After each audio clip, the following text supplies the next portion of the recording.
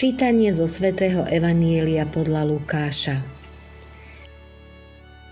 Ježiš povedal poprednému farizeovi, ktorý ho pozval ako hostia: Keď dávaš obed alebo večeru, nevolaj svojich priateľov, ani svojich bratov, ani príbuzných, ani bohatých susedov, aby nepozvali aj oni teba a mal by si odplatu.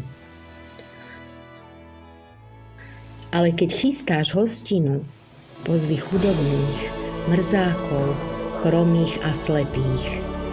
A budeš blahoslavený, lebo oni sa ti nemajú čím odplatiť. No odplatu dostaneš pri vzkriesení spravodlivých.